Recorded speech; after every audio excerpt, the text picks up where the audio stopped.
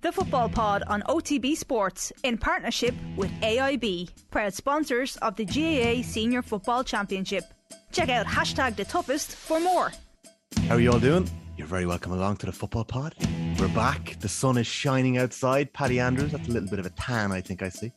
Sunburn, is it? A little bit of colour, yeah. I go from white to pink and back to white again. So, never really tan. I'm off to Portugal this week, lads, as well. Beautiful. So, gonna struggle down there, I feel. So I won't get to the games in Cork this weekend, unfortunately, but I will be an interested spectator this weekend. Some good games coming up. Is it a golf affair? Fair, no, it's a wedding. A wedding, yes. So they're the ones you never got to go to when you were playing. So is there any golf on those golf trips, or is it just like you bring the clubs, all right, but you never play? But Paddy Stag, you played golf in the Stag, didn't you? Yeah, we tried to. We lasted about 4 holes. I use the term very loosely with that golf trip. Yeah. Is there a story about a buggy that you're not allowed to tell? Few stories from that thing you're probably not allowed to tell. No. Definitely not live on air. No. Okay. So We'll save it for our next roadshow, which we can't mention yet, but we will have details on very, very soon. Oh, yes. You are listening to episode 23 of the Football Pod. It is brought to you with thanks to AIB, proud sponsors of the Senior Football Championship. Check out #The Toughest for more. It would be remiss of me to kick into this podcast if I didn't just, on behalf of all the Football Pod listeners, wish James Jimmy O'Donoghue a very happy birthday. James. Hey. Yesterday. Happy belated birthday, James, from all of us here in the Football Pod. Thanks. 28. Ooh. And feeling every day of it. You look very fresh. I've been 28 now for a good while. No, 32. Yeah. Nice weekend. From there. Felt this one. I did have a lovely weekend, actually. One of my buddies got married in... Do you remember I was at a wedding in the Cayman Islands at the start of the season? Yeah. So he had his Irish wedding in the Faha Court, a place in Killarney. So it was just a party. Beautiful weather, nice grub, few drinks. Very nice. Killarney in the sun, top class. Congratulations to Mike and Christine again. There you go. They've been dragging it out, to be fair, 6 months now since they got married, and they're still having parties. Well, if anyone didn't know our ages on the Football Pod, they'd have a fair idea by the amount of weddings that you boys are at every week, how old you are. So you're in that kind of stage of life. It was a busy week or so since we were last chatting. We're going to get stuck into our All-Ireland quarterfinal preview in the next few minutes. But at the weekend, we had the Tailteann Cup semi-finals. 2 cracking games of football, loads of smashing scores on show. There was, I'd say, was it 16? Just so it was more than the qualifier weekend the weekend before. There's about 17,000 in Croke Park at the weekend, but I don't think it affected the quality on show at all. I think it was great that the games were there. We've got our Tailteann Cup finalists for 2022. It's Cavan going up against Westmeath, boys. What did you make of the weekend, Paddy? We called that right from the start, didn't we? I think everyone expected Cavan were probably the strongest team in it, despite the fact they were playing in Division 4 this season. We liked Westmeath. Obviously, they pushed Clare all the way in the Leinster semi-final. We did actually tip Tipperary as well, so they kind of never got into this competition at all. So it's no real surprise. I feel it's probably the 2 best teams. We kind of had a feeling the momentum that Offaly had built up over the last couple of weeks that they might be able to spring an upset there yesterday. But look, I think Westmeath, out of the 4 teams on display, I thought Westmeath were actually the most impressive. Yeah. I think it's going to be a cracking final. I think it's a really, really evenly matched final. I thought Cavan weren't at their best yesterday. Their first quarter, they come out of the blocks and they're thinking Cavan are going to blow Sligo away. But they just stalled really after that. And Sligo, to be fair, had Paddy O'Connor, who had a really good game, possibly could have had a hat-trick at least. And Sligo they didn't take their chances. They never got in front. That they were kind of pushing Cavan all the way. They just felt that they got their noses in front, they could have caused a big upset. But Cavan hung on. Cavan's big players probably weren't at their best. Guys like Paddy Lynch was well tied up by Evan Lyons for Sligo. Sligo will be kicking themselves, but it was a really exciting game. And for Cavan, they're in the final now. I probably have them still as slight favourites, but Westmeath. Yeah, I think so. 319 for play Westmeath got. They have forwards that can hurt you. I think it's going to be a great game, but I think yesterday, out of the 4 teams, Westmeath were probably the most impressive. But I just think Cavan, you're going off what they did against Donegal in the Ulster Championship and how they performed. They didn't reach those heights yesterday. They got away with it, but I expect them to have a big performance in a couple of weeks' time. But it's going to be a cracking final. It's going to be two really good teams, really evenly matched teams back in Croke Park. So it's what the Tailteann Cup was brought in for. Westmeath got 2-15 against Kildare as well. Yeah. But they have some serious firepower and they have a good couple of games in Croke Park under their belt. They have a cracking team, James. You can't say Offaly were very poor. Yeah, Offaly kind of got stung with big injuries during the week. They did, there was even a couple of times COVID outbreak.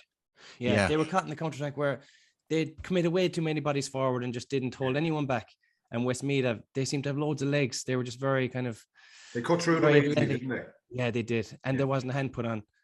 And in fairness, the Heslin was brilliant. So, no, I think Westmeath looked like a solid outfit. I think it wouldn't have taken a rocket scientist to pick Cavan and Westmeath out of the hat early on. I definitely was in Westmeath's corner.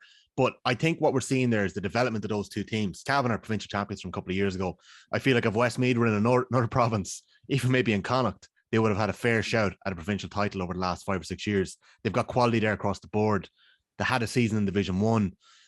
I think with Offaly, like we've definitely seen the shoots of some of their under-20 winners. We've seen, Jack Bryant really come into his own in the last couple of weeks. Keith O'Neill in the corner, who didn't even start for the 20s. Lee Pearson has probably been the most consistent along the way. And they had a couple of other lads coming in off the bench. They looked young, Offaly, out there. They did look young. Anton Sullivan was driving them forward. Johnny Maloney at centre-back. But I just think at that level, when you have a couple of big injuries like that, a couple of people are missing. Like for Sligo, the difference may have actually come down to the fact that Niall Murphy really only had 30-odd minutes in him. And he is such a good footballer. You mentioned Patrick O'Connor. Like Alan Riley's been very good from the Tailteann Cup. The two lads are a bit younger, though. They haven't got what Niall Murphy has. Niall Murphy's played international rules. And I just think at that level... He was just clinical, Tom. That was the big thing. He comes in, he kicks 4 points, and you're looking at them. None of them are outstanding world beater points, but they're just sharp. He's just, I have an opportunity, I nailed it. Patrick O'Connor was causing Cavan all sorts of trouble, but just, he was missing that clinical edge. And look, that's for these teams, they're relatively inexperienced at this. For Sligo, definitely for Offaly, there's progress to be made. What they'll get out of playing that game in Croke Park. And massive. We've been very vocal about not playing every single game in Croke Park the weekends because atmosphere-wise, it's not great. It doesn't look good. The optics of it when you're watching on TV. For the Tailteann Cup, I do actually think these games should be played in Croke Park because it is a reward to get Sligo into Croke Park, to get Offaly into Croke Park. The point of playing Mayo and the qualifiers the week before, I don't get that because the players don't really get a benefit of that either. But for those guys playing yesterday in Croke Park, like Westmeath are fortunate they played their bit in the Leinster Championship. But for Cavan, for Sligo to come up, for those young lads from Offaly to get a game there as well, they'll take a lot from that. But I do think, you see, Westmeath just looked, physically, they just looked a bit better. They were cutting through at ease. And the big thing with Westmeath, we all know Heslin, he's been doing it for 10 years. He can just clip scores. He's always been the kind of figurehead there, but they've got a supporting cast there. Ronan O'Toole and Sam McCartan in the half-forward line. Very impressive against Kildare as well in the Leinster Championship when we watched them live. And then Lorcan Dolan as well. They have guys that can score and supporting Heslin, so it's not all on his shoulders. And that's the impressive thing with Westmeath. The spread of scores, like I say, score 319 from play. Okay, Offaly were pretty porous at the back. They won't get that type of space against Cavan, but they have firepower that can really hurt Cavan in that fight, and they will fancy their chances. And it will be a brilliant game, and that's what this tournament is about. That's why it was brought in the first place. You've seen the progress, likes of Sligo, Offaly, Carlow beating Tip, Leitrim getting a run as well. That's the purpose of this competition. And for it to start off in year one, it's been really good. It's been really good, and we're going to get a brilliant final in a couple of weeks' time as well. Yeah. And maybe, just maybe, the GAA have got this one right, finally. There's definitely, and like I think Andy Moran did a piece on Off the Ball OTBAM last week, and he was talking to Owen Sheehan about it, and he said, yes, they were delighted with getting a little run in the Tailteann Cup, but they were sickened that Sligo were going to get that game in Croke Park. Yes. That they couldn't get that into the body, into the bones, see what it's like to play in Croker. And I actually think your point is very well made. This is essentially an intermediate All-Ireland. It's the semi-final stage. It deserves to be played at that stage. Like qualifiers are a different story altogether. I even think there could be a conversation out of a quarterfinals. But this is a semi-final. Even if there's only going to be 20,000 there can be little things done to fix it. James, for a team like Sligo and Cavan and Offaly and Westmeath, now Westmeath have played in Croke Park plenty over the last 5 or 6 years, and they've probably been on the wrong end of pastings a lot of the time.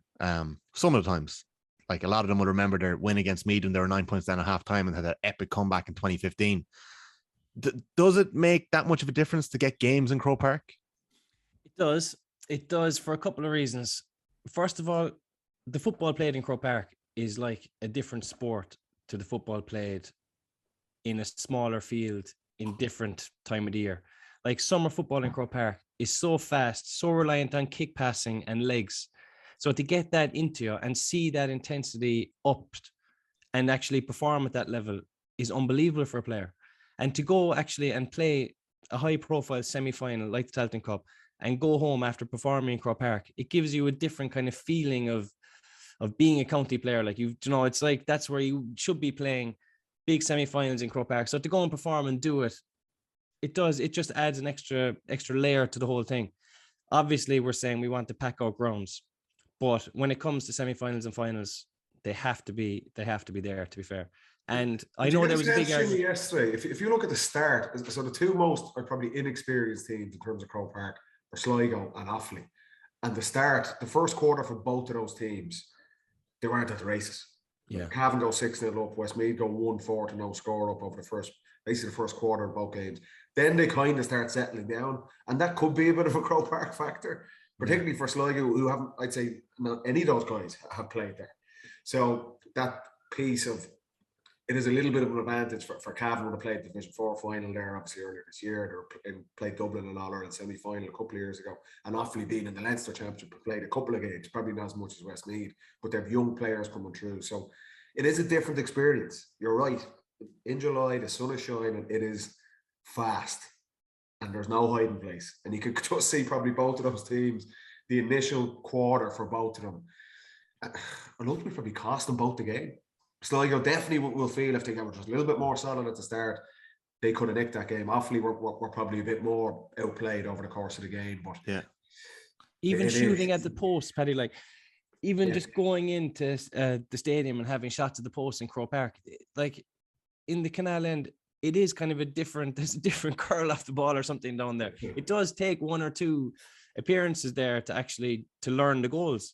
Yeah. And then from a defensive point of view, the sound doesn't travel on the field. Like fair enough, obviously you can't hear anything when it's full, but even when it's kind of half crowd, the communication seems to be a bit less. Like in the small kind of intimate grounds, you can nearly be talking to your corner forward and telling them if you're the goalie.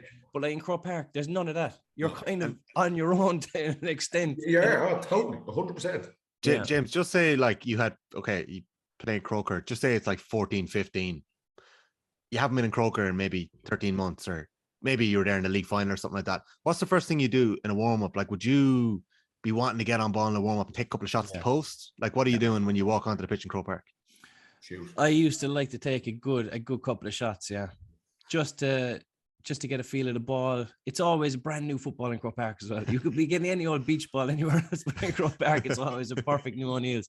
But yeah, definitely a few shots at the posts. Obviously, you have your warmer routines, which are good because they're familiar. So even no matter what ground you're in, you're doing the same warm-up and there's nothing being thrown at you that's strange. So some strength and conditioning coaches like to keep it very similar. Yeah. Whereas I'd be kind of a case of, right, get me a couple of footballs, let's get to know the post, because it's going to come down to that really. Even kick a few frees, kick a few points from play. Was it always like that for you as well, Paddy? 100%. I hated warm-ups, so I was always trying to get out of them as much as I could. You don't believe in getting the second win, no? I hated that. Yeah. I hated that. But it's the same. Well, maybe it's just all forwards. I think you want to get as many shots off as you can. We used to always have a couple of minutes at the start before we kicked into our warm-up to do that, to go around and do whatever you wanted. So whatever the backs wanted to do, but a lot of forwards just taking shots. We used to feel shooting the hill 16 is kind of weird because there's always a breeze there. There's like the Canal End. I always preferred, funnily enough, being a dog, but preferred shooting into the Canal End, because generally the wind was going down the pitch, whereas with the hill, you can even see it yesterday. There's always just some sort of breeze there. On the hill. Yeah. All just whatever way the stadium, the structure, obviously the wind's coming in that end. But the same as Jimmy, just you want to get in and kick 3 or 4 balls over the bar and just get your eye into it. Like I said, we were fortunate we played there or not, but I would totally agree that if you're coming in there and you've never played there, and you're looking at some of those guys, the younger guys, particularly from Offaly or for Sligo, it's a cool experience. It's class. You want to play there, obviously, particularly for counties who haven't had the opportunity to be there a lot. But I just got the sense, looking at the start for both of those teams, just thinking maybe there was a bit of an element of the Croker factor, and they settled into it eventually. But they'll take a lot from it, as patronising as that sound, but that they will learn from that, particularly the Offaly young lads, to get in there. And even though they were probably outplayed yesterday and well beaten, there's definite learning experience over the last 4 or 5 weeks of what they've done in the Tailteann Cup. And that is the point of this competition, that these teams are getting games in May, June, into July now for the finalists, and they're playing at the height of summer in the big stadium. So, look, I think it's been a success to date. It's great that those games were live on TV yesterday. Everyone was watching them. And like I said, we've got probably the best 2 teams in the final as well.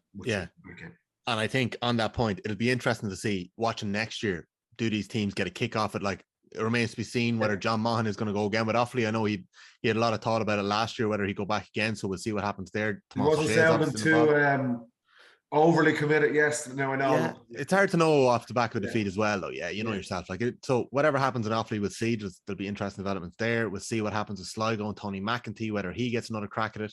He'd obviously probably feels like he has brought some of those lads on, so that'll be interesting to see what happens there. So one of my favorite things as well, you're talking about shooting and stuff, the selection of scores this weekend, lads. How are we going to pick a score of the week?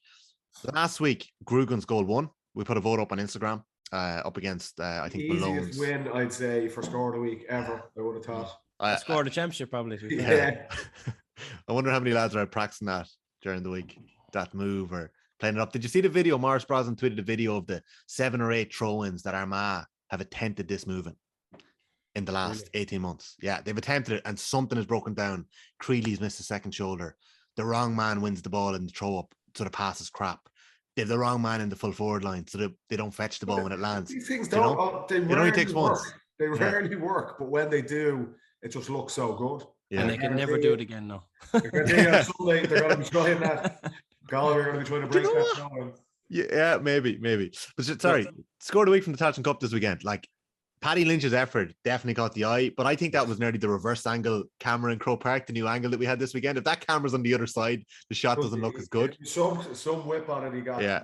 He was quiet though. Evan Lyons, you mentioned Evan Lyons, the Sligo fullback. Brilliant job on him. Yeah. Brilliant job. I like Carl Flynn's goal for Offaly. I know it was kind of nearly a consolation goal to him, but what a finish. It was a belter.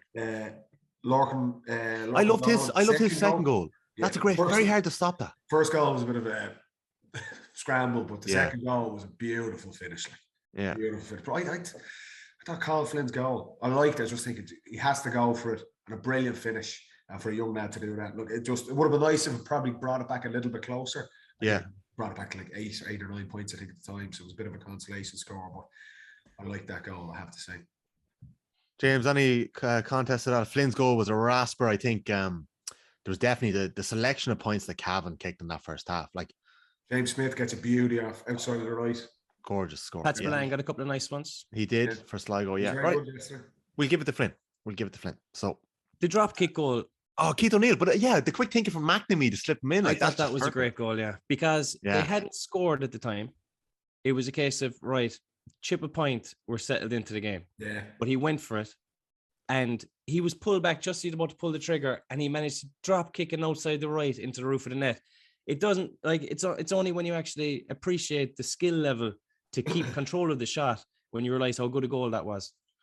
Yeah, I would let's put that in the mix. We'll put it up on a vote and we'll see what comes out. But I think I'd forgotten that O'Neill goal, that bit of quick thinking from McNamee as well. Yeah.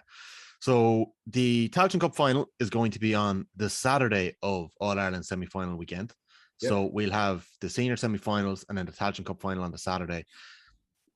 We'll see what games are on that weekend. You know, the way those semi-finals are lining up, we've obviously got the blockbuster side, which includes Dublin, Cork, Kerry, Mayo. And then we've got the side where it's hard to call who's going to come out of it, with Armagh, Galway, Derry, and Clare. Yes. So over the next... It's what a chance to get to a final for all those teams. It's incredible. Yeah. It's class. What a chance. We're going to be back very shortly to preview the All-Ireland quarter-final weekends.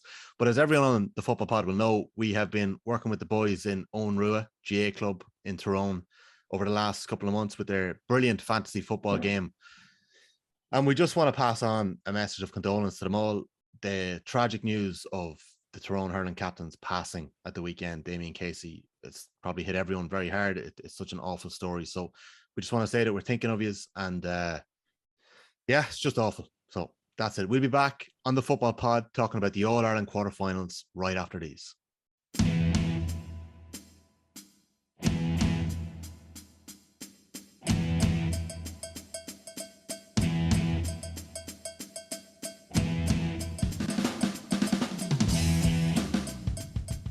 You're very welcome back to the Football Pod with Paddy Andrews and James O'Donoghue. We are into the last 8 of the All-Ireland Senior Football Championship, and this weekend we have got 2 double headers to look forward to. On Saturday, we have Derry-Clare at 3:45 p.m, and we've got Dublin-Cork in the afternoon. And on Sunday, we have got Galway-Armagh and Kerry-Mayo.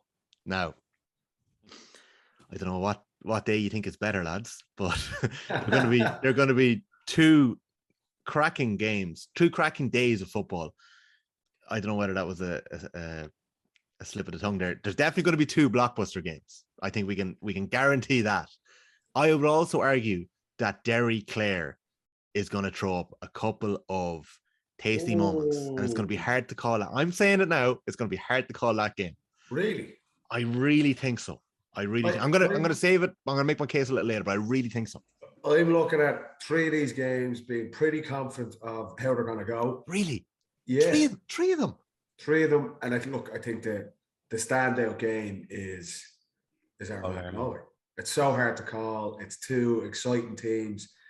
We asked one of the very first football pods this season, we're talking about teams putting a marker down this championship, that it was the most open championship we're going to get. And we're challenging Galway and challenging Armagh to kind of come out of the pack. One of these teams, I think the winner of that game will be in the All-Ireland final. That's the way I see it. I think it's that big an opportunity. I think I don't see it, Tommy, that the Clare against Derry. I think Derry will have too much. I think it's a brilliant draw for Derry. It'll be nearly a month since they played in the Ulster final, and we said it's hard to get a read on them now because you feel like that was their mountaintop. Yeah. That they won that, and it's kind of, what is their mentality going to be? What have they done over the last 4 weeks? You kind of feared for them if they got a really tough draw, but I think, no disrespect to Clare, but that was probably the best team Derry could have got in the draw. And I think they have the backs that are going to be all over those Clare forwards who were outstanding for them in their win last week over Roscommon. But I think Derry are going to have too much in that one. I think the really tough one to call for me is the Armagh Galway one. Yeah, let's start with that. I'll make my Clare case later. The game's on Sunday, are the Yeah, they are, aren't they? That is going to be some day in Croker, and by the looks of things, we're going to have a pretty big crowd at that one. So. 70? Is it 70? Wow, the biggest crowd of the season. Will you have 30 Armagh? 25 Armagh anyway? There's a lot of talk coming from them. They're on crest of a wave as well. So you'll have 500 or 600 Kerry. Yeah, we know Kerry people on it. Kerry will be, they're just bad. We'll save the train trip for the semi-final. Is that what they'll be saying? Let's come back. Let's start with Galway-Armagh then, because this is definitely the most intriguing tie of the weekend. And you said it already, Paddy. There has been a lot of talk out of Armagh, and we can't blame them because they're on a run. They have a bit of momentum. They have the qualifier kick. But in Galway, we haven't seen any of the provincial winners since the 28th and 29th of May. And it feels like a long time ago. A lot has happened since we've seen them play. Yeah. You know, so it's Galway. We asked them to back. It was a massive win, obviously, in McHale Park earlier in the summer, getting that win over Mayo. The way they set up, the way they won that game was a massive statement for them. They're under pressure to do that. They disposed of Roscommon pretty clinically in the Connacht final. Okay, Roscommon get a couple of scores late on to bring it back, but we've seen Roscommon, look, they were poor. They're knocked out of the championship by Clare, so it's hard to kind of read too much into what Galway did there. This is a massive test, but it's also like it's a massive opportunity for both of these teams. They are looking at it, like you say, you've got the bigger, more experienced teams on the other side of the draw. It's so tight to call. It's so tight to call. Do Galway, you know what Armagh are going to do now?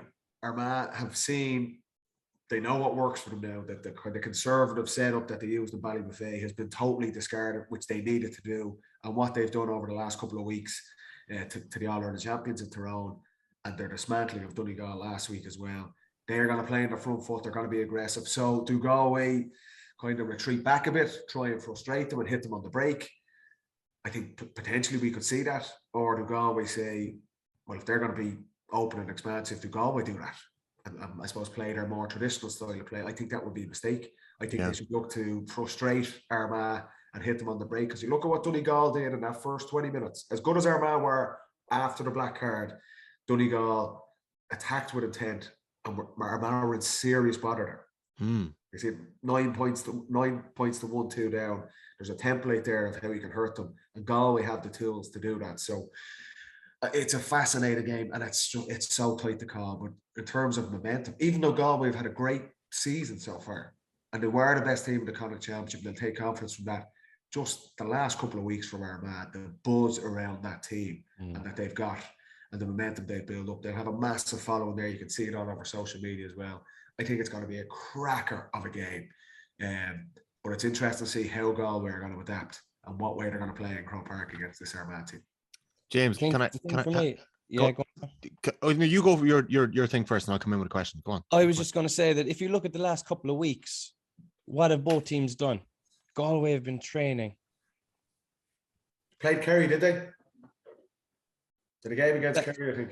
I think they did, but yeah, I know it's a challenge. I mean, it's still a training match. You're not actually getting up that morning with anything in the stomach. You're not getting up butterflies. You're not getting nervous. You're kind of, you have to do it, but you're doing it for training purposes. Whereas Armagh have actually had to turn up and perform in the white heat. Yeah. And that's the preparation you want. The more of those games you have in the build up to a big game, the better. Coming in cold is difficult. That said, there's just something about Galway always that they have so much individual talent that they could hurt anyone. And we saw Donegal picking off long range points. Conroy, Walsh, these fellas can do that. Finnerty. They will kick and kick. Yeah. So we said the template is to do that probably, Paddy. They actually have the tools to do that. But it'll be interesting. I think Galway have a lot of experience in Croke Park. Armagh showing what they can do in Croke Park against the Dubs at the start of the league. Yeah. So I don't think either team will fear that. So it could be an outrageously good game. I'm hoping for a classic, and it's very hard to call. I think if you're looking at matchups though, like if you're playing Galway, we said this always. Who's going to deal with Shane Walsh? Who's going to deal with Damien Comer? Who's going to deal with Paul Conroy around the middle? You're looking probably Charlie Og is going to pick up Walsh. I would say. I don't think that's a good matchup for Armagh. But he kind of picked up Myler, did a really good job. He kind of had the legs. He can hurt Walsh going the other way. I think maybe Morgan picks up Damien Comer, that physicality. What about Forker on Comer? I don't know. Does Forker have the legs? Comer's going to drift in and out. Yeah. I think Forker wouldn't have the legs for anyone else in that forward line. Finnerty could cause trouble there. Like, I don't think that Armagh have the man-for-man markers that would kind of quieten the Galway fellas. I think the Galway fellas seem to be so agile and athletic and powerful. Yeah. Like you could argue that no one in the country, both of these teams in terms of their attacks. Yeah. Will challenge their defenders. It will challenge both sets of their defenders. It's probably an Achilles heel, you would say, for both of them, in terms of pushing on to that final step and being the marquee marker of being like All-Ireland champions. Yeah. And like the benefit of the athletic grounds for Armagh, it's so tight. The same kind of Salt Hill or places like that. When you're in Croker, the weather in Dublin is going to be savage all week. It is going to be a fast game, and there's going to be space. And one matchup there, Paddy. One matchup gone wrong. Yeah. For 20 minutes can cost you the All-Ireland series. Could be 5 or 6 points. Yeah. It can do 1-3, could be 1-4. Untold damage. Exactly. The game's gone away from me. So I wouldn't be taking Charlie Og onto. Who do you think should pick up Walsh? Would they put Morgan on him and let him go out? I think they'll have to torture. They'll have to do like Morgan's probably the boy for that, isn't he? It'll be a communal effort as well. Like, it's so difficult for one guy to do it. There's going to be one guy who's going to be detailed to do it, but you're going to need help from across the board. I'm struggling to see. Like, I would have thought maybe James Morgan to follow him out. Morgan looks like he's more athletic this year. He's made for Comer. No, I just think Do you? physicality. Yeah. And maybe Forker then on Finnerty. Possibly, yeah. I don't think Morgan wants to be that far from the goals either. Yeah. I think Morgan he's happy inside. If you take him out the field, I think he's been good on. Probably doesn't have a lot of experience out there. I think he hasn't been bad on the ball. Like it's very important. Like we say, if you're going to beat Galway, we're at this stage of the championship now where you're playing the top teams, and they all have 2 or 3 guys that can really, really hurt you. It's a big challenge Mayo are going to have later that afternoon, and how they're going to deal with Kerry. It's a massive challenge Cork are going to have on Saturday night, and trying to deal with some of the Dubs guys as well. This is now the cream of the crop. You've got to have guys that can at least put a dent in the performance of the key performers on the other team. It'll be very difficult to take them out completely, but if Galway go in there and Shane Walsh and David Comer dominate that game, they're going to win the game. Yeah. They have that star quality that can literally just take the game away from Armagh. Galway are going to be the same looking going.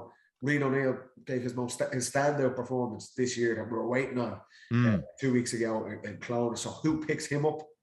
Galway the exact same. We have been struggling in that area. We need to take him out of the game, because if he's as dominant again and Gruben is there and he's chipping in with scores and Duffy and these guys, then Armagh can win the game. That's why this is so. I think both attacks are their strong points, and I think defensively is where the question marks are for probably both of these teams. Yeah, definitely. And that's why both teams will get bodied back. Classic. Yeah. But if this is a 9-8, I'm giving up on football. I'm following the hurling championship for the rest of the No, it has to be high scoring. But the thing with, say, someone like Shane Walsh, right? Yeah. If you're saying, right, we might not have the one man to quieten him, but we'll do some sort of a defensive system, right?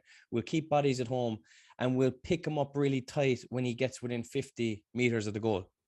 But the thing with that is, if he gets the ball standing still, most players then are rubbish. If they get the ball standing still, they're caught. That's where he comes alive. That's where he's at his most dangerous. So you have to mark him even when he's not a threat. Out of the danger zone. Pure athleticism, Charlie Oak is probably the most suited to him. I don't think Charlie Oak has defensive instinct enough. He's a midfielder. He's playing as like a free. He's got Jerry Oak was exceptional the last day, but it's a free-ish kind of a role. Myler the week before as well. Like. Yeah, you're right. Myler did a savage job. He's a makeshift wing back. But Myler doesn't do the same thing that Walsh does. No, Walsh is pure scoring. Yeah. That the other guys probably don't have as much. But I'd be interested to see what they do, because it is a key matchup. Like if you take him out of the game, that's a massive piece of Galway's attack gone. Yeah. And you know what? From the Galway perspective, we've harped on about this quite a lot, particularly this season. This is the type of game where Shane Walsh cements his status. Yeah. He was brilliant kind of final, the moments, just some outstanding moments of play. This is the type of game we're talking about for him to go to the next level. This is a massive game in Croke Park against the teams don't really know each other. It's not like they're playing Mayo and Roscommon. They know these teams so well. This is a huge game and a huge opportunity for both of these teams. And it's the type of game where Shane Walsh goes out and dominates this game. That puts him into that bracket. We consistency. You want consistent performances. And for Shane Walsh, we know he's the talent, the quality to go into a game in Croke Park and win Galway game. This is the type of game for him to do that. And like Galway are going to be looking to him to do this. This is the time is now for him. So I'd love to see the conversation, Paddy. Like, what's Cian O'Neill and Joyce saying to Shane Walsh this week? Is it a case of take the pressure off him, or are they saying, Shane, no, you got to. Now is your time. Let's have it. Do it, man. Let's be having it. Yeah. You got to go do it. Like he seems to have everything in place to just explode in Croke Park. So what were the boys saying to you in 14 when you were in savage form? Were they saying anything to you, or were they just letting you off? No, we didn't really say anything to each other. No, it was kind of, you try and pick problems or pick things you're doing wrong and try to improve on them. Like in 2014, you're man the match in the Munster final against Cork. Did you win it after a replay? I can't remember, but you go on to play Galway then in the All-Ireland quarter-final. And I don't know if you remember that game as well as I do after having reading about it in the last 10 minutes. Galway have all the possession in the first 10, 15 minutes. They're the beaten Connacht finalists that year. They kick 5 wides. O'Donoghue wins the ball, skins 2 men, top corner. It's 1-3 to no score after 12 minutes. Kerry had barely even played yet. Galway actually did quite well that day. Ended up 7 points behind you. Conversion rate. 3 weeks in a row we said you're only as good as your conversion rate. You sure they could have been 5-3 up that stage then? Yeah. But you know the big thing for you, Jimmy, and you feel this with Kerry, like Kerry always have 6 guys who are match winners. Yeah. So there's not as much, but even though if Jimmy, you're the outstanding player, or Gooch was, or Donaghy when he was hot, there's always such a strong supporting cast in the Kerry forward line that there's not massive pressure on one individual. Okay. Yeah, no, that is definitely the case. Yeah. Even though Comer's there, like Walsh is the man. Like, he's so obvious he's the man. Rian O'Neill for Armagh. There is big pressure on these guys because yes, there's good players around them, but they are the match winners. Do you know what I mean? And with Kerry, and when we had it with Dublin as well, there was never an overly massive pressure on just one guy because of the depth and the scoring power around him as well. So, like for Walsh, what you say to him this week, he knows himself. He's an experienced. He's been around for years now. This is not his first rodeo. He'll know himself. Yeah. And I would say he himself understands where he's at in his career and the opportunity in front of Galway now. And he has delivered at big moments. Think of the freeze, the monster freeze he kicks in Castlebar in that second half. His performance in the Connacht final. He's starting to give that consistency in his performance. So he'll know himself. He'll be putting pressure on himself to perform. But if I'm Joyce, I'm kind of challenging him to go and do it. Like, you have to. He has to deliver. For Galway to win this game, he has to deliver, and it's a massive opportunity for him to kind of say, yeah, Clifford, Conor O'Callaghan, these guys, Shane Walsh, I'm in that bracket. So that's the way I'd be looking at it. I wouldn't be trying to dumb it down. The thing he has in the locker as well, probably more so than in previous years, is he seems to really focus on the frees.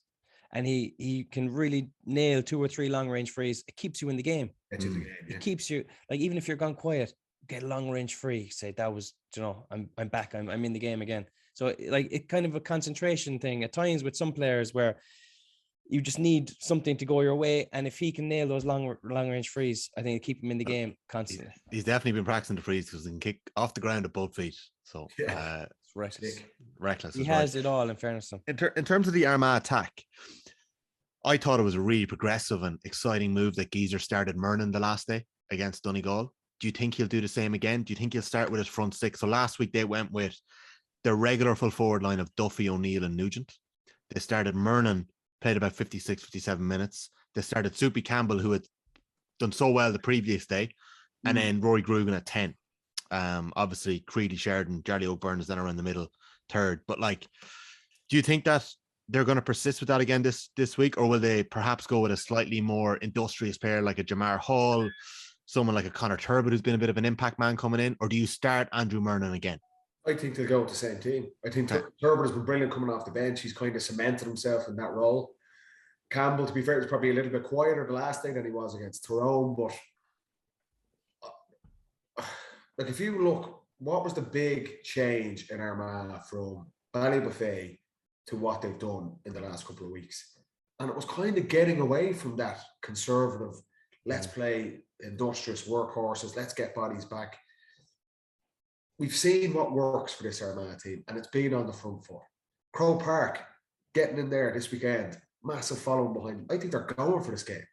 They have to go for this game. So I would play with those guys. Yes, you get an impact off Turbot off the bench, but I think those guys did a brilliant job for them, and they deserve to start, even though they had that kind of ropey opening quarter after the dream start they got. But I'd be surprised if they change it and started looking at maybe let's play more defensive players and let's get bodies back. I just don't think that suits Armagh. You've seen it nearly black and white, the 2 Donegal games, the difference in mentality, the difference in approach. I think it'd be madness to go back, particularly in Croke Park and against Galway, to go back that way. I think they're going for this game, but they should. Okay. I agree. I don't. If there's not a decision to be made in terms of team selection, don't make one. Yeah. So don't make a change for no reason. Overcomplicate it. Yeah. Like all those fellas are absolutely buzzing with the last week. And they're like, just leave me at it again. We're after finding it. Even if they haven't found it, if you believe you found it, then that's nearly enough.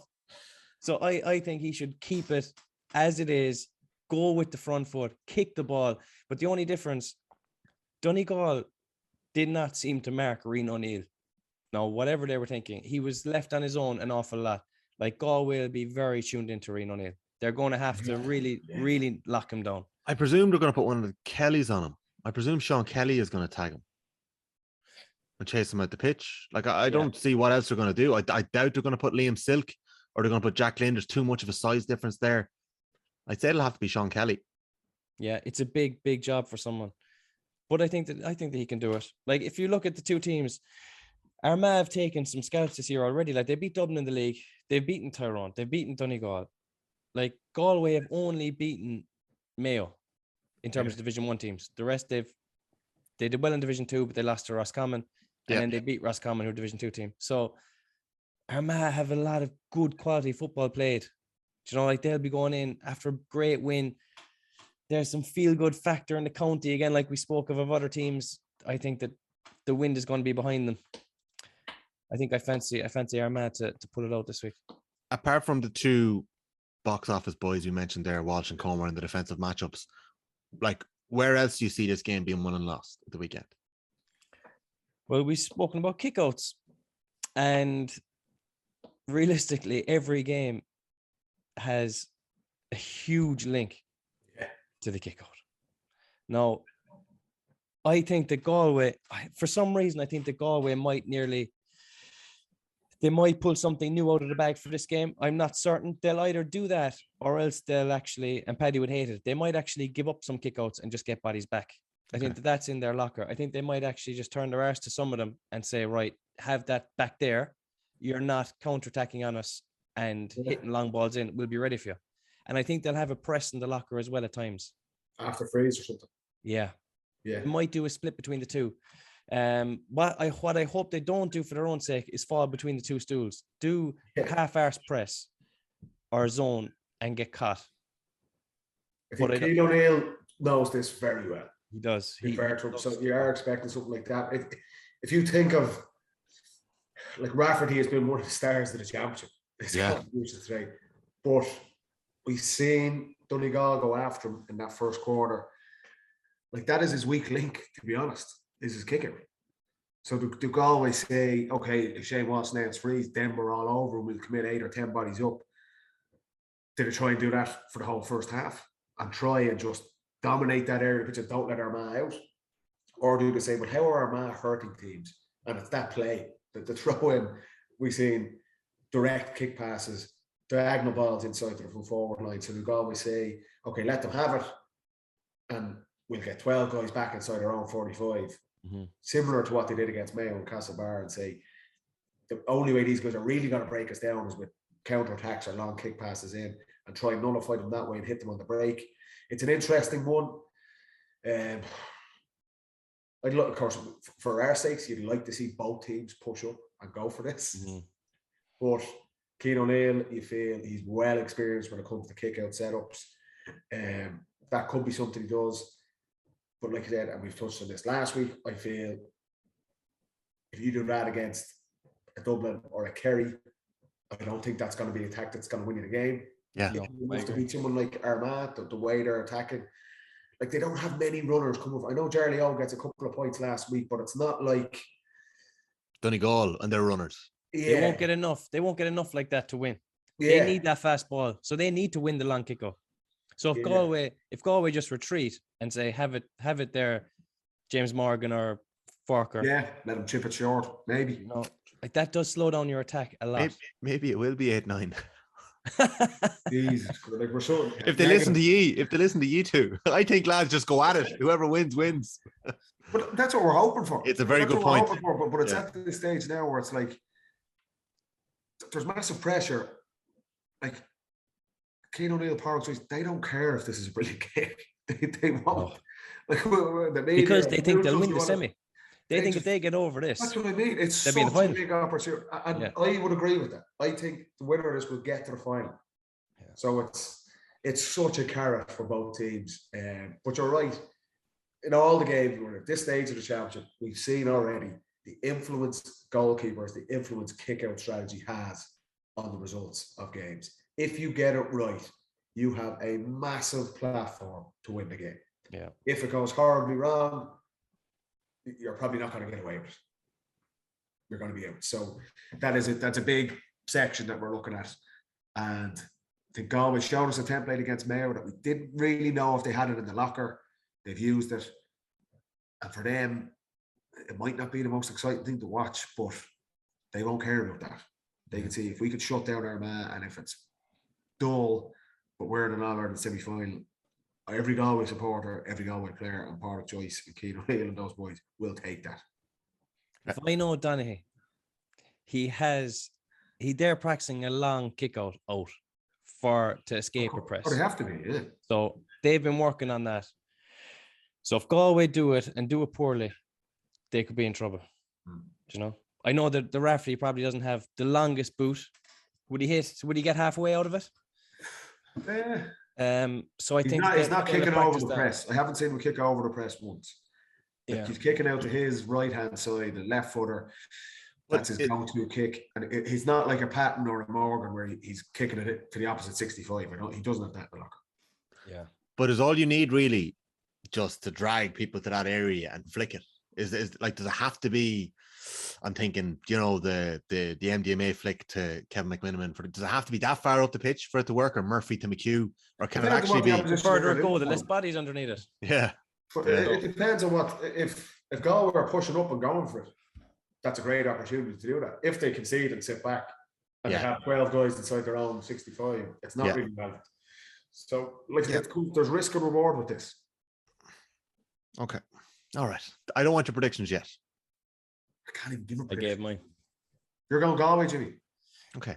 No. Hey, oh, no. You're going Armagh. I'm going to go Armagh.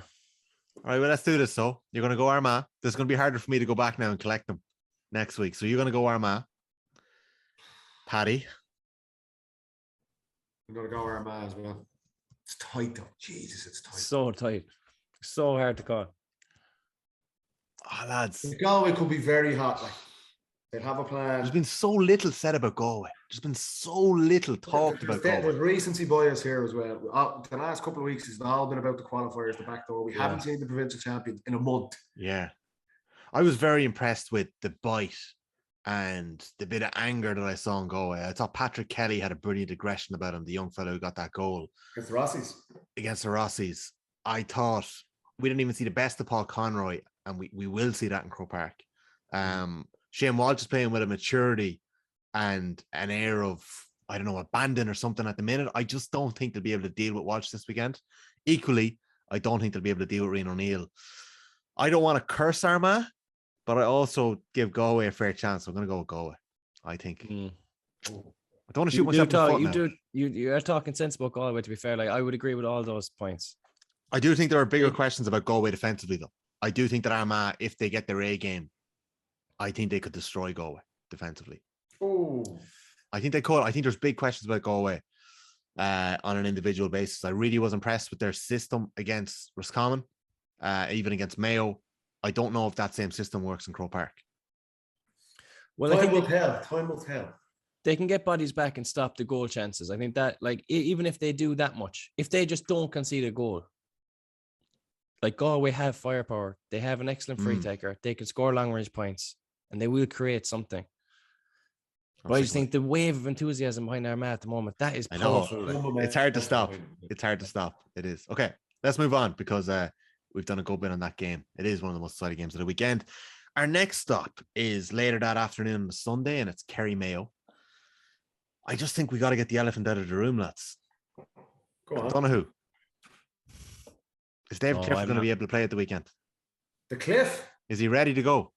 Or is he away? Look, can I just let me just say this by saying there's always rumors. There's always rumors, but there have been a lot of rumors. My WhatsApp has been hopping from Kerry people, even Mayo people. Then the word was coming back. Okay, first word was he's out. There's a problem. Then there was he trained last night. All is okay. Then it was he's out again. In the last 30 minutes, Jack O'Connor has come out and said that David Clifford should be okay. for the weekend. So he hasn't necessarily shut it down. He hasn't necessarily given everyone hope. But is that just part of the game when it comes to Kerry-Mayo, that there's these bloody rumours all the time about team selections? I think, yeah, there is. All it has to do is start in a canteen in some workplace till the fella is injured, and it can carry in a WhatsApp group the length of the country. I think there's always going to be rumours. On set the record. There was no. From what I heard, he was carrying some sort of a muscle injury, but he's fine. He's back training and he's good to go. Okay. But take that to the bank. Like that he missed the Cork game and the Limerick game. That's a no. He played the Cork game. He just kept quiet. Oh, sorry. He straight after the Cork game, he was out. So did he pick up the injury in the Cork game, or was it after? No, maybe it was after. It's okay. I think it was just after. Yeah. Okay. So like that's a long time for a muscle injury. So I can't see how we'd still be out. I did hear he was back training. So I'll just read out. Jack Connor had a press conference. Kerry talisman David Clifford from the Irish Examiner. Kerry talisman David Clifford should be okay for Sunday's All-Ireland quarter-final. The Kingdom boss confirmed on Monday evening that there are no injury doubts hanging over the three-time All-Star and that Clifford has trained away with the panel since their Munster final win over Limerick 4 weeks ago. So now, I'm not saying I believe any WhatsApp rumours that come and go, but the word was that he had trained and the issue flared up again. So the reality is we're not going to know if David Clifford is going to be starting until throw-in. And we've had this before with plenty of Mayo-Kerry Dublin games over the years. Hypothetically, if he wasn't starting, would this be a leveler? I don't know about a leveler. Definitely, if you're Mayo, 100% you don't want him on the pitch. And you look, can Mayo get a boost by getting their own star man, Rian O'Neill, back on the pitch? It's not a leveler, but 100% every single Mayo fan would take that. If that was the case. I still think, even if Clifford's out, Kerry have too much of him. I think you're right. It's more important that Rian O'Donoghue tags for Mayo. Yeah. They need him. Really? Yeah.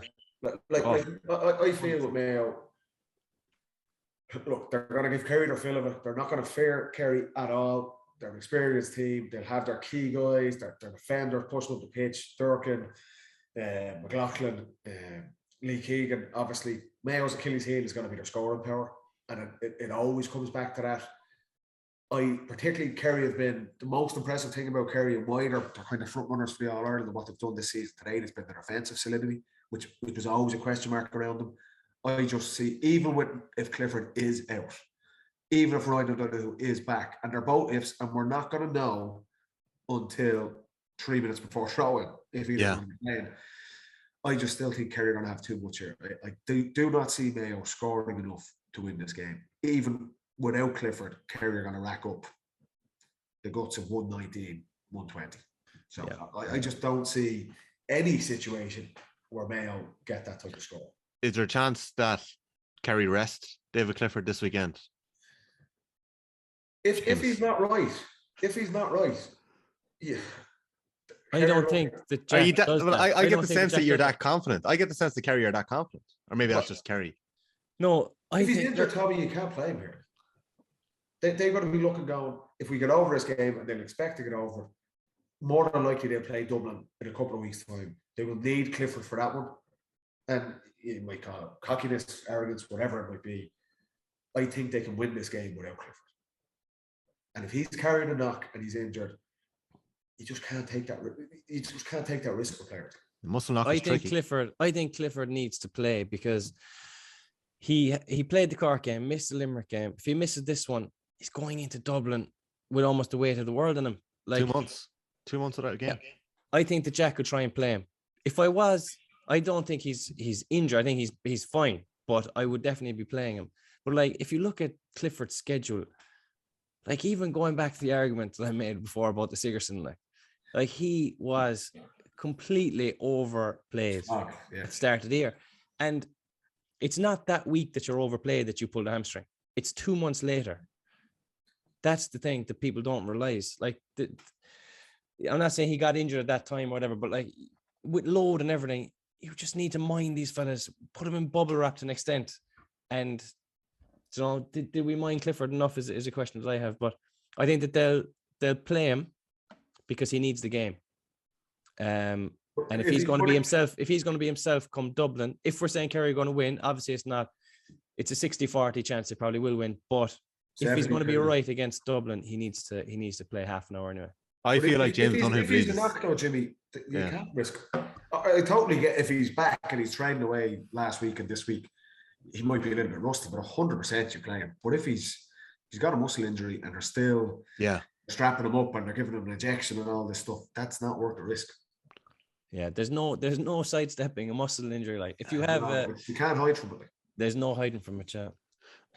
I do get what you mean though. That if I think Paddy's point there about if it's flared up again and there's a doubt over it, you can leave him out. But James, what you're saying there is you feel like he needs to get his eye in. If there is any chance that he's good to go, he needs to play. I think he needs if he's good to go, 100% play. Yeah. I think he does, especially with the route that Kerry have had. Yeah. This was, if you're going to look long term, will Kerry gain momentum? Beating Mayo is a huge momentum builder. Like if you can get over Mayo, you will have some serious, stuff in the tank to go on. If they got a different draw, say if they were to get maybe a team they've already played or some team already they've beaten, they wouldn't get the same juices flowing. I don't think they get as much value out of it. So you could leave him out of that game. Yeah. But I think that this one, there's a lot to be gained from it. So last week, naturally, you were both very hot on Kerry. I tried to make the case a little bit for Mayo. This week, James is saying 60-40, Paddy's saying 70-30. So for argument's sake, will we call it a 65-35 game here? Oh, yeah, there you go. Okay.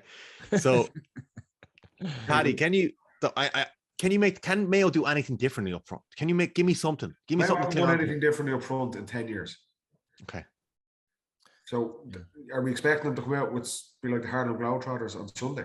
That's not going to happen. It's not going to happen. I think Keegan will get a couple of scores. I think Paddy Durkin will have the shooting boots back on. He'll get a couple of scores. Mayo will rise to this game. They will. But I just think quality-wise up front, they're not going to outscore this Kerry team. They're not. This is where it comes back. We're missing someone like a Tommy Conroy. Yeah. Is massive. They probably felt it already. I think they have felt that already this season. But in the biggest games, you have got to be able to shoot the lights out. And their scoring percentages it's never been a strong point. It was particularly poor against Kildare a couple of weeks ago. They will be better than this. Like Mayo, like I said, the mentality, their athleticism, their approach to these games from James Horn and from those players can never be faulted. But I just think technically they're not going to have enough in this game. And that's even without, if Clifford's not there, if Rian O'Neill back, I still don't see it. So I don't expect them to do anything overly different. I think their half-backs are going to be the most dangerous players on the pitch. Yeah.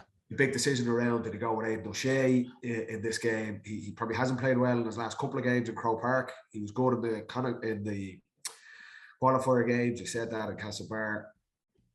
Where's his role? Did they play him at midfield? They need Manny Ruan to get back to the form he was in kind of 12 months ago. He has had a poor championship to date. Mayo need all their best players to absolutely perform at their optimum. And one thing you can say about them, they usually do in the biggest games, but I still don't think that's got to be enough. I think Kerry's defensive system that they put in with Paddy Tally and the work they've done, they're just way more organised. They're in tune with their defensive duties all over the pitch. Dermot O'Connor, Jack Barry kind of supplementing that half back line, dropping back in. Tyke Morley's done really well and sweeping up in front of that full back line. And the full back line has been excellent. So Jason Foley's really kind of maturing into a man marketer. They have Thomas Sullivan. I don't see any situation where Mayo win this game. I'm sorry. I like Kildare should have beaten Mayo. Kildare should have beaten them, yeah. By 5 or 6 points if they had their shooting boots on. But no, not a but. But if you're saying that not a but. Mayo, not a but Mayo need to go with their strongest. I think they'll take Cohen out of the backs. No. And I think they'll play him wing forward. You think Corn will drop Stephen Cohen? No. Oh, sorry, you're playing wing forward. Okay. He'll go back because they have to do something. They can't go 6-on-6, right? He'll play Aidan Shea centre forward. He'll play Flynn and Ruan. Midfield. Dermot O'Connor on the other side. You play Ryan O'Donoghue, Killian, and Kearney. Or Carr or Kearney. So full forward line, Ryan O'Donoghue, Killian O'Connor, and Kearney. Aidan 11. Aidan Shea 11, yeah. He has to get his best players on the field. Dermot O'Connor and Cohen. Okay. And Cohen. Okay. I was saying Cohen or Boland, depending how adventurous he's feeling. Like Boland, there's the scores in Boland, but he might leave him. He might leave him off. They need to get someone back. Cohen has to play, but he can't mark. He doesn't fancy Boland. He doesn't. Boland wasn't even in the squad for half these games. I know he comes on and he kicks a couple of scores last week. Like, he doesn't really fancy him. He's not a James Horan type footballer. No. But you couldn't put Cohen on any of the Kerry forwards, I don't think, at the moment. But that's what we think, Jimmy. But he likes him. He's the captain. Horan loves him. He has something to offer. But I think if you brought him on, if you played him 12 and brought him back as a sweeper, kind of he's organized. a good leader. Yeah, carries the ball well. Yeah. Don't have the marking duties. I think that might be their way to go. So we put him on Ben McCormick, and the man on the street is like, that is a bad matchup. But that's Horan's mentality. He's like, he backs him. I think the Mayo defense in the league final compared to what we're going to see this weekend is going to be like chalk and cheese. League final attitude, like their league final. We spoke about this down in Castlebar, and we knew, we kind of flagged it in advance of that game. They weren't arsed with that. You will see a different Mayo on Sunday. Like, nothing surer than that. It was Rory Byrne, Keegan Cohen, O'Hara, Plunkett, Brickenden, Hessian. The one thing that you're lacking there, you're losing your pace. It's not there. Like, so this weekend we're more than likely going to see Henley, Keegan, Mullen. like Mullen will have three in his back, but is he going to play there? Hessian, Durkin, McLaughlin, and then whether Stephen Cohen plays 6. I do think Cohen will be playing, but I think James could be onto something there playing him. I think he'll play Plunkett. Well, I don't know. It's Plunkett. I think Plunkett's hurt. Plunkett's injured. Plunkett's out. So I think Mayo only have Padraig O'Hara. No, Plunkett's out. Plunkett's got injured. He injured a couple of weeks ago.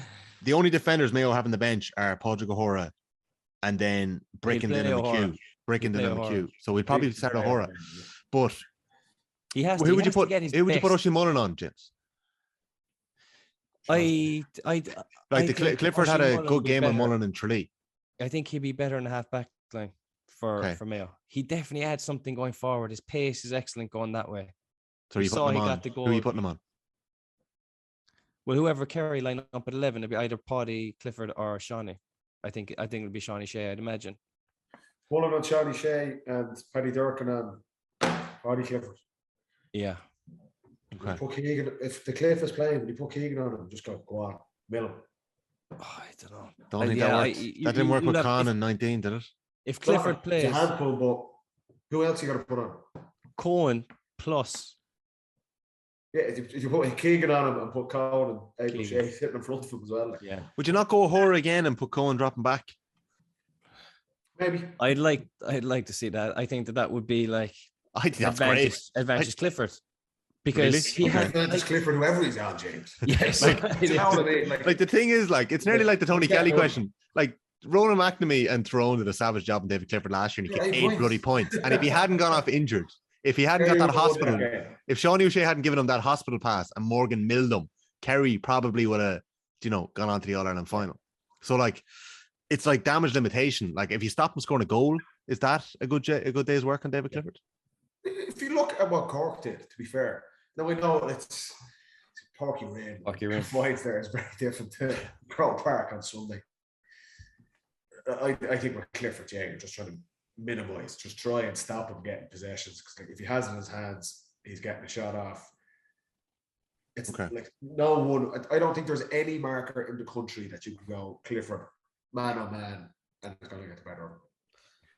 I agree. I'd actually put Shane Walsh in that category as well. I don't think that anyone, if he plays on Clifford is a killer, James. He has his mentality that right from his first, even from his underage stuff, he is ruthless. That's what Shane Walsh is probably lacking. That's what we're asking him to do, to kind of develop that, and we'll see that on Sunday. But I think Clifford has that. That's why he is. He's the standout player in the country. But like you'd love to be one of the other Kerry forwards, because say if they do bring Cohen back in front of Clifford, like you're talking about leaving a Gainey 1-on-1 or Killian Spillane 1-on-1, or Stephen O'Brien free on the other side. Like that, there should be enough options there. Did you have that in 13 when Gooch was at 11? Donaghy was He there. took all the pressure. Did it happen? No. Did it ever happen? Because you obviously didn't have him in 14. He had done the cruise ship with Crokes. Yeah, he did it against Castlebar, actually, yeah. He was definitely, yeah. I think the fact that he moved out to 11 that time was a big story. And then it was like he just took to it like duck to water. Like, and it definitely, other teams were then kind of setting up to stop him getting the ball on the 40, which is very hard to do. It's very hard to stop a centre forward getting the ball. It's more space. Okay. Because your number 6 is either going to get tight and leave the centre open, or he's going to sit and leave 11 off. You'd be surprised how many teams do that. They leave the 11 off. And Gooch used to pick up these lovely positions out wide. He'd be out wide. He'd be playing 11, but he'd be just standing out wide. And we'd always get a kick pass out to him. So the 6 would be kind of thinking, will I mark him out on the sideline there when he's doing nothing? Or will I hold my position? Jesus Christ. But the majority, I'm telling you, would nearly leave him off as much as they could. And then one killer pass back in net. What do you say, James? Two kick passes. Get your score. 2 kick passes. Okay. Thick, guaranteed score. All right. Predictions, because we've got to move on. Kerry. Tentatively, Kerry. Tentatively, yeah. Okay. Kerry, I think Kerry, yeah. Kerry will win it. I'm saying Kerry too, but I think Mayo are going to absolutely rattle them this week. I think I'll give you that. I don't think they're going out with a whimper here. I think have we heard Rian O'Neill? Is he playing or not? I'm taking that he's going to be a risk. I'll be honest. I find it very difficult.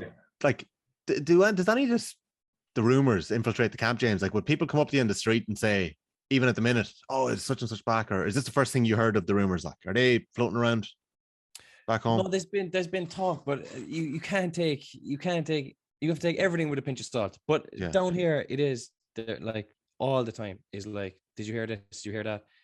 Something can start and it can just catch fire and go out there. Yeah. Especially around this time of year, because people are just obsessed with it. Like, okay. All right. Let's move to Saturday afternoon. Paddy Andrews. How can Cork hurt Dublin this week? I think they'll try and frustrate them. I think they need to get a lot of bodies back. If you look at Cork standout players for me the last day, Powder, O'Donovan, Matty Taylor, the half-back, like the defenders, they have good defenders. They're trying to get bodies back, trying to frustrate. You see them trying to frustrate Limerick. I think they're going to have to try and contain Dublin somehow. Like, you look at the bloodbath that was the Leinster final, Cork are thinking, we just need the first quarter of this game, just be in the game, just get bodies back. I actually think the kick out was such a catastrophe against Limerick. I think they'll actually just concede it and just say, forget about it. If they try and push up the way and execute it the way they did against Limerick, they will lose this game with 15 points or more. But putting 6 guys up and not doing a press at all, Dublin will absolutely eviscerate Cork. So I expect them to get bodies back, try and damage limitations, and be in the game after the first quarter. Like Cork, if they get the ball inside to Hurley, Sherlock, and Colin Manley, like the one thing those guys are is they're a handful. They're all direct. They don't pass. The pass will be their last resort. They'll take their men on and they'll shoot. And Cork are going to be hoping that these guys just get hot and can't miss. But I just don't think they have the athleticism. I don't think they have the work rate. I don't think they have that mentality up front. And look, this is one of the games. I think this is straightforward for Dublin. James, is it possible for Cork to repeat the system that they employed successfully for 45 minutes against Kerry in Parky Rin up in Croke Park? No, it's absolutely chalk and cheese, because that day, fair enough, it was a beautiful day, but the pitch played so small and both teams played kind of a sweeper system. Kerry kept Tadhg Morley back and they dropped more bodies back, and you could easily get from attack to defense. It seemed like a short run. The way the game played, it was kind of a slow pace, that if you got bodies back, the ball wasn't traveling fast enough to catch you out. Whereas I think when you're playing Dublin, if you turn over the ball up front, the ball will be in your full back line before you can blink. They're just going to play it at a ferocious pace that Cork haven't experienced yet. And that Park you're in factor against Kerry definitely was worth 3 or 4 points, and it was still a 10 or 11 point win. Yeah. You know, so there's still a big gulf between the top teams and the Cork. And I think that Dublin are in a far better place now than even Kerry were at that time. So I think the pace that Dublin are going to play in, I think that the physicality of the Dublin players, the familiarity with Croke Park, it's just everything is leading to a comprehensive victory for Dublin in my eyes. The key thing I would say for Dublin haven't been tested in the championship. Yes, they've been really impressive, very similar to what Kerry have done in the Munster Championship. They haven't really been tested. The Achilles heel, and there's been massive progress since the springtime. Dublin being relegated, was defensively, how they're going to stack up in the biggest games. The full back line will get tested with these players. The matchups there on Sherlock, on Hurley, on Conor Manning, like I said, the direct, they're a handful. When they get the ball, they're going to take their men on. How solid do Dublin look there? What's Johnny Cooper's role? What's Alan Merchant's role? Who's Fitzsimon's going to pick up? As a Dublin fan, you're looking in thinking, even I think the whole country is looking towards this potential for Dublin and Kerry in the All-Ireland semi-final in a couple of weeks' time. So you're looking going, how are they set defensively there? I think it's a good game for Dublin to get. Cork will come in, they'll try and put it up to them. It's a step up for what we would have seen in the Leinster Championship, I feel, but I just don't see. I think the gulf is too big, and particularly what I've seen from Cork against Louth a couple of weeks ago, and particularly against Limerick last weekend. I just don't. Basic way of looking at it, I don't think they work hard enough. Yeah, as well, the type of football, Paddy, that would actually catch Dublin's full back line out is they'd have to move the ball with the foot. They'd have to kick it. They'd have to kick it fast, get runners off. But Cork carry a lot of ball, and they kind of do the loop and maybe a cut and get the boys. And their full forward line is excellent. Their full forward line, those three players, attacking wise, are top quality, but they won't get them the ball fast enough through the hand. And I don't think Cork kicked the ball enough to cause Dublin problems. Okay. Last meeting was the Super 8s. It was a dead rubber, 2019. Dublin 5-18, Cork 1-17. Paddy, you mentioned that Dublin haven't had a test so far. You could argue that Kerry haven't had one so far either. Yeah. Really.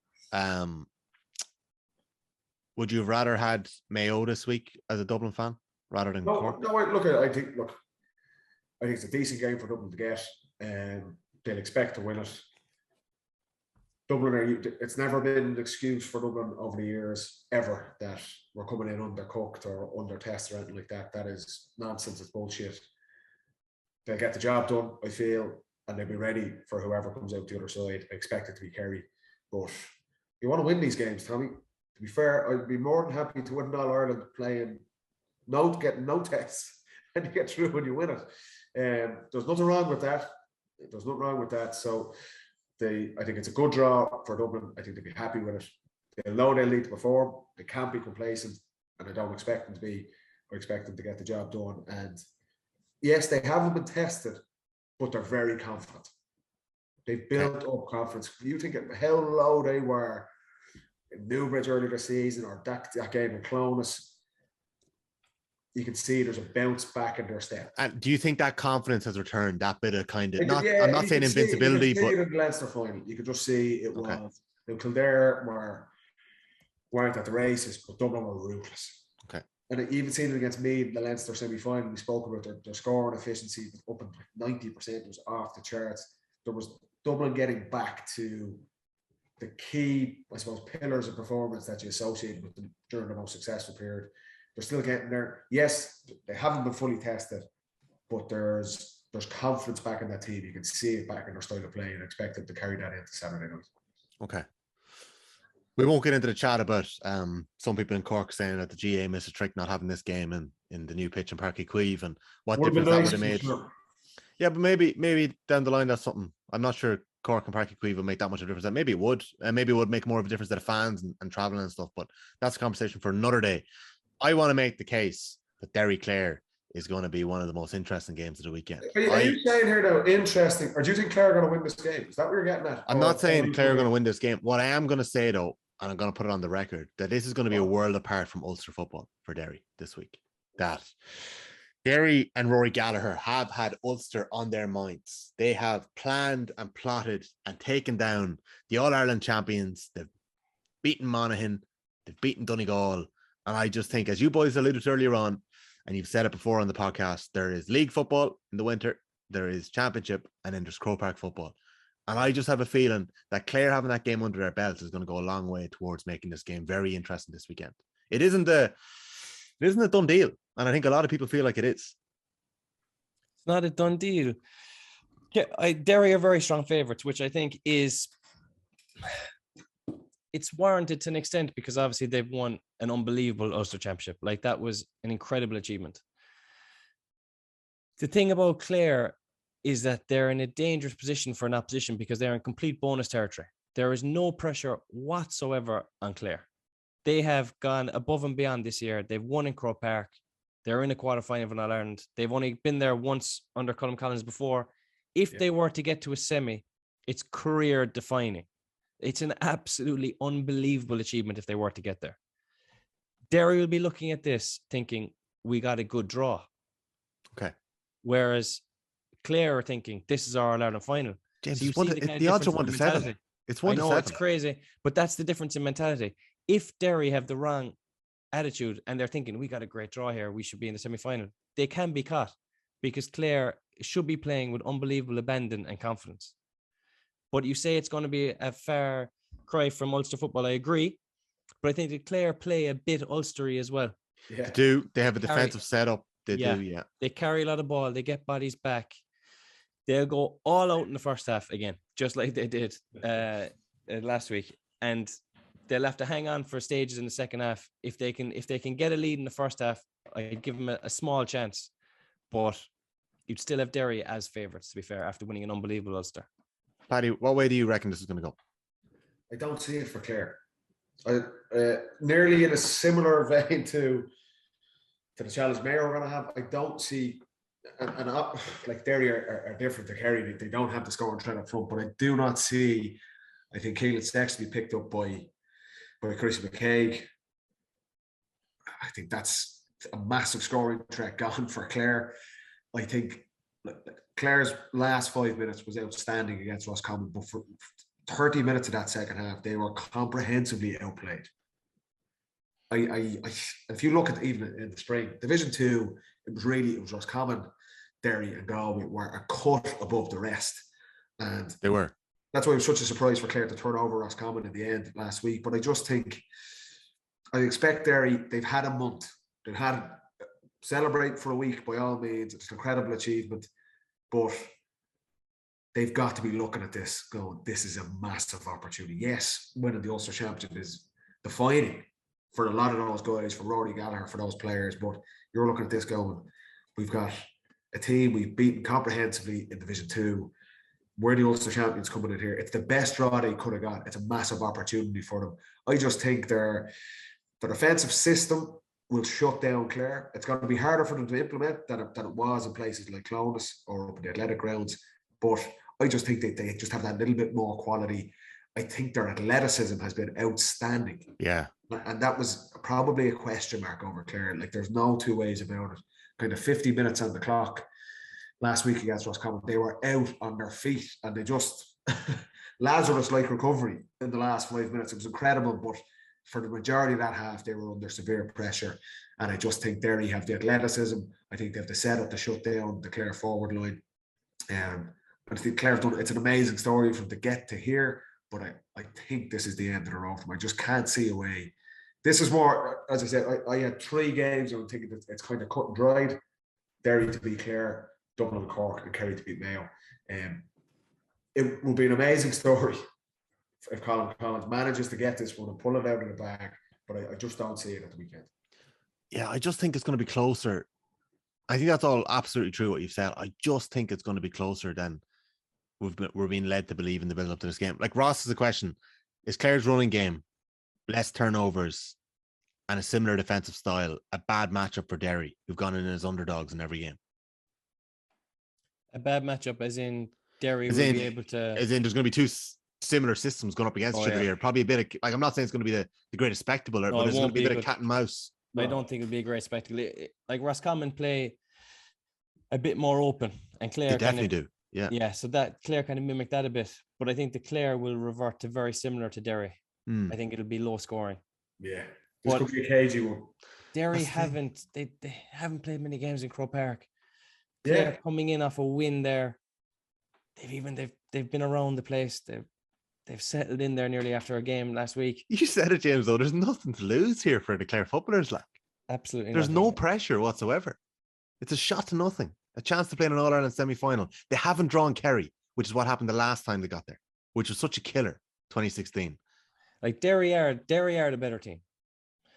But if you look at it, they're both Division 2 sides. Yeah. They both have momentum coming into it. So... But they're both inexperienced at this stage. Yeah. In Croke Park, All-Ireland quarterfinals. I think Clare have been here once before. For Derry, it's totally new territory as well for them. But if you're looking at what we've seen today, Derry's performance in the Ulster Championship, like, they're favourites for a reason. Yeah. Do I think Clare can cause them trouble? Yes. But I don't, over the course of 70, 75 minutes, I think Derry's athleticism, I think their game management, I think their offensive system is made to shut down that Clare attack. Like, Keely Sexton had the day of days. Roscommon, we've said it so many times, they're easy to play against. That is not going to be the case for those Clare forwards at the weekend. O'Connor coming from midfield and things like that. No. No matter what you tell me, Tommy, I'm not for changing this one. Do you think that Derry have eyes on Sam Maguire? Like, really have eyes on it? I think the way this draw is panned out, if they didn't, they should. Yeah. I don't think they'll win the whole thing, but there is a chance there to get to a final, which would be outstanding. Okay. If you were Derry and Rory Gallagher, looking at the draw going, that's the best draw we could have got. Everyone's saying that, aren't they? They must be. They must all be saying it. 90 seconds. Okay. Andrew McKenna. Sorry, can I get your predictions? Derry. We're going Derry. Derry. And then was it Dublin? Yes. Kerry. Yeah. Very boring this week, lads. Armagh, Galway. Okay, so Jimmy, you're Galway. No, I'm Galway. No, I'm Galway. Okay. I'm Galway. I just think there's going to be one upset this weekend. Okay, very quickly, because there's a couple of questions in here. Andrew McKenna, great for the country to see just how good the likes of Sam McCartan and Ronan O'Toole are. Very true. The Westmeath forwards very serious form at the weekend. Evine sent in a very long message this week trying to make the case that man for man, quite a few of the Mayo players would start for the Kerry team. I'm not going to read out the message to you, but would, for ye, any of the Mayo footballers start for the Kerry team this weekend? Was Evie drunk sending that in or what? I don't think so. What Mayo players would start for Kerry? That's what I'm asking you now. Keegan, you could make a case for a good few of them, yeah, definitely. Keegan, Durkin, Mullen, maybe. Are they starting? And then you've got White, O'Sullivan, Foley, Morley. Like, what about midfield? Would you put any of the forwards? Would you put Killian O'Connor in now? I don't think at the minute. No, not now. I don't think form. On history, yeah, but not on form probably. Dermot O'Connor. There's another gear in Dermot. He needs to have a big game this weekend for Mayo, doesn't he? Yeah, he's had big moments so far, but he hasn't dominated the game like we know he can. Yes, I wonder will that be the weekend if he comes back? You wouldn't put it past any of those Mayo lads. That is true. Write them off at your peril, but I think 1 to 15, the Kerry team is a better team than what Mayo have. But like the likes of Keegan, you'd have to put someone like Keegan in that team. Yeah, definitely. Okay, last one. This is coming in from Thomas Colleran. Okay, no, he's only asking our Mayo supporters wasting their time going to Croke Park on Sunday, but he sent a winky face, so he's only messing. Kev wants to know what chances of Dublin, Kerry not winning the All-Ireland. Is this Armagh's best chance since 2002? I didn't get a chance to tap into the excitement around Armagh. I was trying to talk up the quietness around Galway. How much of a chance do Armagh have to win the All-Ireland? Look, it's a massive opportunity for everyone on that side of the draw. Like I said, whoever wins that game will be in the final. So you're one game, you're in a final in Croke Park. Yeah, that's a massive chance for those teams. But I think if you're looking at, you're asking me now who's going to win the All-Ireland, I'm saying it's going to come from either Dublin or Kerry. Okay. And I'd be surprised really outside if anyone thought genuinely outside of those two. Final one, James. Give me your 6 Kerry starting forwards this weekend if you were picking the team. Rumours Ooh. aside, who are they? If I was picking the team, oh God, I'd probably go ultra. I go ultra attacking. So I go Stephen Kevin O'Brien. Keegan there, like. Yeah, pin Keegan back. Stop him going up. This is coming in from Tom O'Connor. Go for it. Stephen O'Brien 10. Yeah, Shawnee, Paddy, Clifford, David Clifford, Paul Gainey, and Spillane, or Is Moynihan fit? Derry was carrying an injury. I think he's fit again. Yeah, Okay. but if I was going attacking half forward line, so I go with Paddy Clifford, Okay. I go with Stephen O'Brien just to pin him back, and then you're looking at Tony Brosnan or Killian Spillane. Both good options. Probably Killian Spillane had a great game against Limerick, so I go for him. Okay. Thank you. James O'Donoghue, thank you very much. Paddy Andrews, thank you very much. You have been listening into episode 23 of the Football Pod. If you haven't subscribed, please do. Just search for the Football Pod. You'll find us there in your podcast. Paddy, James, we'll talk to you next week after a cracking weekend of football. Good night, lads. Cheers, man. Cheers, boys. Bye-bye.